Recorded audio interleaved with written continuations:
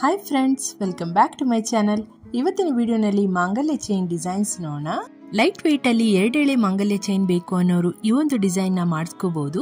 ಇದು 2 ಎಳೆಯಲ್ಲಿ ಮಾಡಿರುವಂತಹ ಮಾಂಗಲ್ಯ ಚೈನ್ ಮಧ್ಯ ಕರಿಮಣಿ ಹಾಗೇನೆ ಗೋಲ್ಡ್ ಗುಂಡ್ಗಳನ್ನ ಕೊಟ್ಟಿದ್ದಾರೆ. ಇದರ ವೆಯ್ಟ್ ಬಂದು 21 ಗ್ರಾಮ್ಸ್. ಈ ಒಂದು ಮೋಪ್ ತಾಳಿ ಚೈನ್ ತುಂಬಾನೇ ಬ್ಯೂಟಿಫುಲ್ ಆಗಿ ಡಿಸೈನ್ ಮಾಡಿದ್ದಾರೆ ಅಂತಾನೆ ಹೇಳ್ಬೋದು.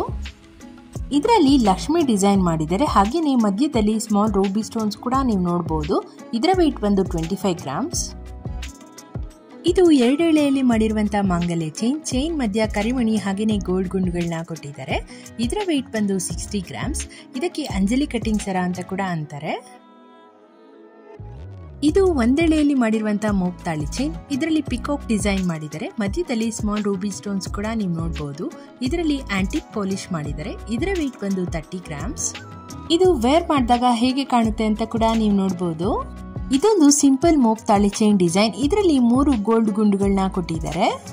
ಇದರಲ್ಲಿ ವೈಟ್ ಹಾಗೇನೆ ಕಲರ್ ಸ್ಟೋನ್ಸ್ ಕೂಡ ಯೂಸ್ ಮಾಡಿದ್ದಾರೆ, ನೀವು ನೋಡಬಹುದು. ಇದರ ವೆಯ್ಟ್ ಬಂದು 30 ಗ್ರಾಮ್ಸ್.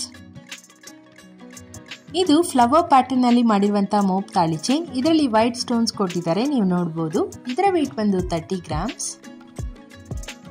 ಮತ್ತೊಂದು ಪಿಕಾಕ್ ಮೋಪ್ ತಾಳಿ ಚೈನ್ ಡಿಸೈನ್. ಇದರಲ್ಲಿ ಡಿಸೈನ್ ಸ್ವಲ್ಪ ಡಿಫ್ರೆಂಟ್ ಆಗಿ ಮಾಡಿದ್ದಾರೆ. ಇದು 1 ಎಳೆಯಲ್ಲಿ ಮಾಡಿರುವಂತಹ ಮೋಪ್ ತಾಳಿ ಚೈನ್. ಇದರಲ್ಲಿ ಪಿಕಾಕ್ ಡಿಸೈನ್ ಮಾಡಿದ್ದಾರೆ, ಮಧ್ಯದಲ್ಲಿ ಸ್ಮಾಲ್ ರೂಬಿ ಸ್ಟೋನ್ಸ್ ಕೂಡ ನೀವು ನೋಡಬಹುದು. ಇದರ ವೆಯ್ಟ್ ಬಂದು 30 ಗ್ರಾಮ್ಸ್. ಹೋಪ್ ನಿಮಗೆ ಈ ಒಂದು ವಿಡಿಯೋ ಇಷ್ಟ ಆಯ್ತು ಅನ್ಕೊಂತೀನಿ. ಇದೇ ತರ ಹೊಸ ಕಲೆಕ್ಷನ್ಸ್ ಡೈಲಿ ಅಪ್ಲೋಡ್ ಮಾಡ್ತಾ ಇರ್ತೀನಿ. ಚಾನೆಲ್ನ ಸಬ್ಸ್ಕ್ರೈಬ್ ಮಾಡೋದನ್ನ ಮರಿಬೇಡಿ.